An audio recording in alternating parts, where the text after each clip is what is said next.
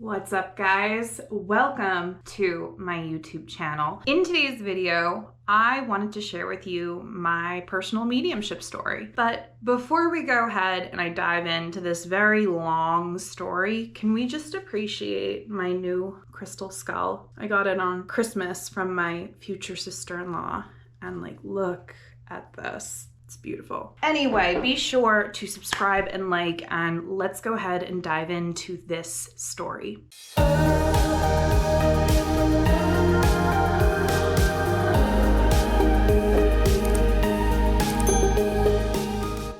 Okay, let's talk about my mediumship story. I guess we're just gonna start from the beginning. Before I do this, I'm gonna turn off my phone because I just was interrupted by a phone call, and let's just turn off the phone. Anyway, starting at the beginning, I was a really sensitive kid. I wore my heart on my sleeves. A lot of things got to me. I was always very sensitive to the energy around me. I could sense things about people. I can sense people's moods. And being an empath, that did not help me whatsoever. Not knowing that, when you're an empath, you're a sponge and you take on the energy of other people. With that being said, I didn't come from a line of psychic mediums.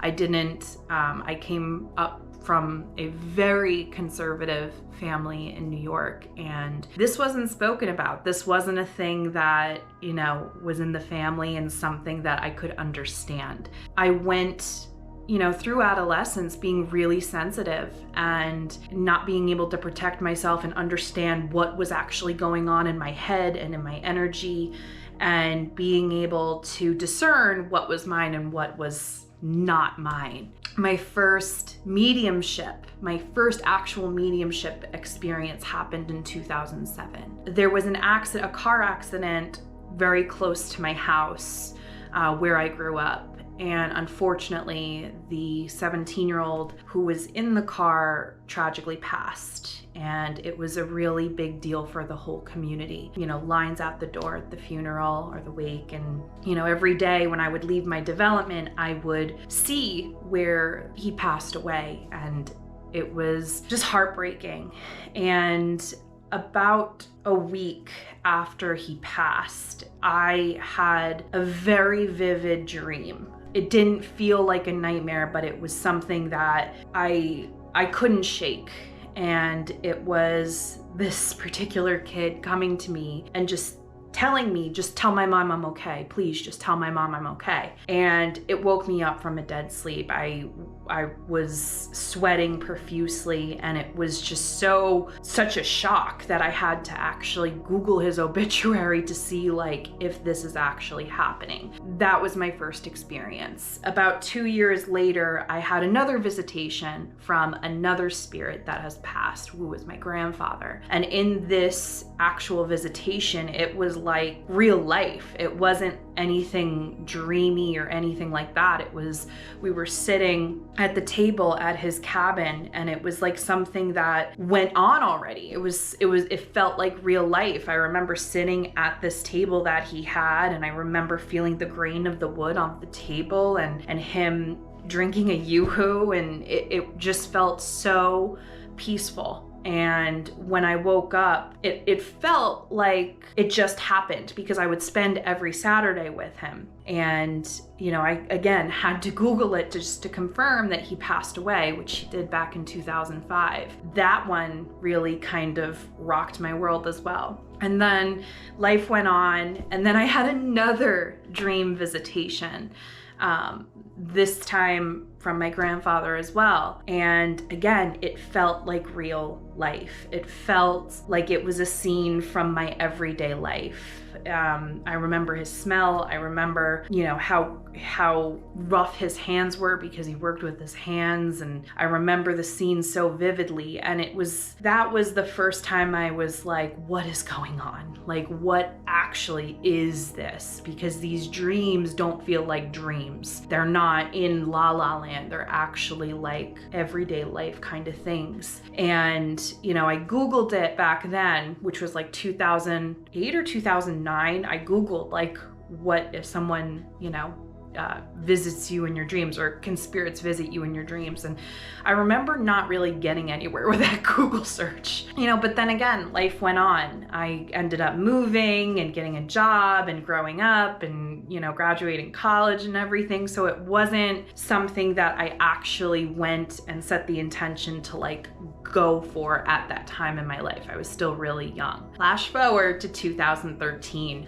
I was a mom at that point. I had a year and a half. My oldest son was a year and a half old, and my grandmother and my aunt decided to invite me to a mediumship platform demonstration at a restaurant. And I went to the restaurant. I believe I was the first one there, and I went in, and as soon as I went in and I was standing at the hostess station, I had the most clear knowing that Chris was there. That was the first thing that came through, Chris. Now, Chris is my sister-in-law's brother who passed away. Chris and I shared the same birthday, and we were friendly. And it was just this clear knowing. I couldn't explain it to you. I didn't smell it. I didn't sense it. I didn't see it. I didn't feel it. It was just a clear knowing that he was there. And I went ahead, and the waitress brought me to my table where my aunt and my grandmother, came, and the first thing that my grandmother said to me was "It looks like you've seen a ghost." And I just still was so lost in thought because of that clear knowing that Chris was there. And as much as I wanted to connect with him and make sure he was okay, and I wanted him to come through, the reason why we wanted to go was because we wanted to connect with my grandfather. But with that being said, so we had dinner and everything like that, and then the mediumship demonstration started to take place. And sure than shit, the first spirit that came through was my grandfather. And she gave us a beautiful reading with so much evidence. And then at the end, she goes, whoa, whoa, whoa, whoa, whoa. There's another spirit here. It's not family. He's strumming a guitar and he's pointing at you. And she pointed at me, and I knew it was Chris. The information that came through was absolutely incredible. More so the validation for myself. I was like, what happened? What just happened, right? I remember driving home that night and being like, what?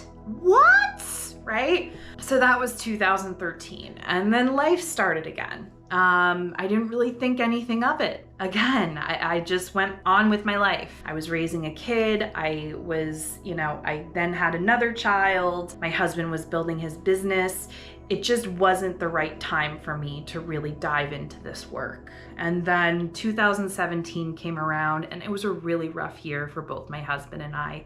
There was many realizations, regarding our own healing and the things that we kind of bypassed throughout our whole life. And, he was really struggling with anxiety at that time. And something came to me, when he was very, very anxious sitting on our couch. And it was just like a thought. It just kind of popped in. And I just said, why don't you try meditating? So he did. He started meditating, I believe it was 20 minutes, 2 times a day. And seeing him from, before he started meditating to just 7 days after, there was such a magnificent shift in his energy and his overall well-being. It was incredible. And I remember thinking to myself, if 7 days of meditation 2 times a day for 20 minutes can do that for him, what can it do for me? So I started meditating, and it was just as profound as it was for my husband. It was something that, took me down a road of wanting to go deeper and deeper and deeper and understand myself more. Through my daily meditation practice, spirit started showing up for me. Random spirits would start showing up, and I would have these crazy profound things come to me while I was in a deep meditation, and I shrugged it off for a really long time. The first spirit that came to me in my meditation was actually my neighbor's dad. And he came through and he gave me all of this information. And I remember writing it down. And then I think a couple days after, I connected with my neighbor and I said, hey, you wouldn't happen to know a guy named Gary, right? Who, you know, had a green thumb. And she's like, that was my dad. What? That's literally like that. I'm not joking. That's how I acted. So anyway, you know, again, life went on. I continued to meditate, and the more I meditated, the more my intuition got stronger naturally. I started to sense things. I started to really understand my intuition at such a clear and precise level. And, you know, my psychic gifts started opening up as well, just because I was meditating, not because I was actively trying to pursue these clairs or being a psychic or anything like that. It was just unfolding naturally. So then, okay, this is kind of like not the cliffhanger, but this is when shit gets a little crazy. I had to have an emergency tooth extraction back in 2018, or was it 2017? It was a little bit after I started meditating. It was coming in crooked. It was really painful, you guys. And I had to actually drive 45 minutes down county to an emergency dentist that could take it out for me. So when I was in the room waiting to be seen, I had this feeling, this idea that my friend Mike was buried very close by. And so I Googled it and I found out that he was buried like 8 minutes away. And I didn't go to his funeral. I didn't really know where he was buried. I went to his wake and everything. So I knew that was my intuition telling me like, hey, why don't you stop by and say hi after you're done with this? So after I got my tooth extracted, and it was local anesthetic, right? And I had all that shit in my mouth and everything. I had it on both sides and I can't talk and there's blood coming out and it's numb. I ended up going to the cemetery where he is buried. Now, this cemetery didn't have any place where I could actually go and find where his gravesite was. So what happened was I stopped my car and I remember just putting my head on my car and I just said, okay, I'm giving this like 15 minutes. I will search for his grave for 15 minutes. If I can't find it within 15 minutes, I'm just gonna kiss the sky, say I love him, and then head home. So as soon as I got out of my car, it literally felt like I was being guided towards a particular section of this cemetery. It was wild. I remember it was just, I got out of my car and I started just walking right. Now there were a couple of different sections. So there was 1, 2, 3, 4, 5, 6, and then like it went like a U. The driveway went like a U. So I ended up going to one particular section. It wouldn't even let me turn, like whatever was happening at that point, I couldn't even like think of looking at another section. So I went to this particular section and I stopped and I said, where do I go now? I literally said it out loud. I said, where do I go now? My right foot just kind of started walking down a little hill. So I just went with it. What else am I supposed to do, right? So I start going and there's just rows of graves and you know, there's a lot of graves and it wasn't any in chronological date order. There were graves from 1930 to 2001 to recent. It was like they were all scattered throughout. So I just kept on walking through the lines of graves until I hit this one particular line. And I shit you not, I couldn't move my legs. It wouldn't let me move my legs at all. I couldn't turn left, I remember, and I just started to turn right and then my foot pivoted and I just started walking down this row of graves and I was looking at every single headstone. Just, you know, again, the dates were all different and everything until 9 graves in, I found his grave. This is where I get emotional. He was buried with his mother and I just dropped to the floor at that point. What do you do? Like, what do you do after something so profound happens to you? I just encountered the most spiritual experience of my life. And I truly believe that I was guided to his grave by Mike. hands down. There would have been no way I could have found it otherwise. And that was the moment where I was like, oh my God, this is real. Like, I always believed in it, but it was in that moment where I just knew without a doubt, Spirit is intelligent, Spirit is watching over us, Spirit is always helping us, Spirit is always guiding us, and we are more connected to the people that we have lost than we possibly can imagine. I remember just sitting there and talking to him and telling him about the boys and telling him about Tony, who was friends with them, and I was just still in awe, right? with my bloody like gauze in my mouth, I talk like this because it was local anesthetic and everything. But yeah, that was the most profound experience when it comes to like my journey, I guess. And I remember driving home and calling Tony and sharing like what happened. He was like, holy shit, that's crazy. And then a couple days later, I connected with my friend Joe. And I told him what happened, and I remember he said, what are you, like Teresa Caputo or something? And I remember saying, maybe I am. So that's when I started to really want to learn more about this. This is where I really wanted to uncover whatever this was. And luckily, a month later, there was a mediumship development class, like 5 minutes from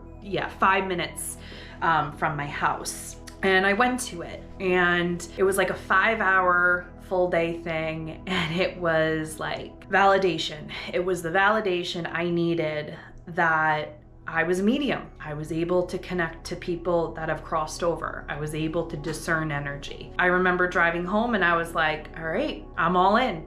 I'm doing it. I'm gonna develop this. I'm gonna learn more. I'm gonna find teachers. I'm gonna help people. I'm gonna do this. This is my next chapter. And I really dedicated myself for a full year of working with mentors, of going to psychic and mediumship development circles, of taking courses, of reading books, understanding spiritualism and mediumship and energy. And then, a year later, when I had the confidence that I could bring evidence through and I can bring healing and hold space for somebody else, I started offering mediumship readings. And my business grew and scaled from then. I started mentoring other mediums. I started hosting my own mediumship development circles. And here we are. Ta-da! Here we are. So that is my mediumship story. I wanted to share this with you because sometimes we don't know, especially when this is so new to you. And this is validation that you don't have to be born with psychic gifts. You just have to be able to be open to them. We all have psychic abilities. We all are connected to the divine. And I hope that my story inspires you to maybe start asking yourself these questions. Maybe start asking yourself how your intuition speaks to you or how spirit speaks to you. And, understanding like you are so much more connected and guided and loved than you ever thought possible. So thank you for tuning in. Be sure to subscribe, and I will see you guys around.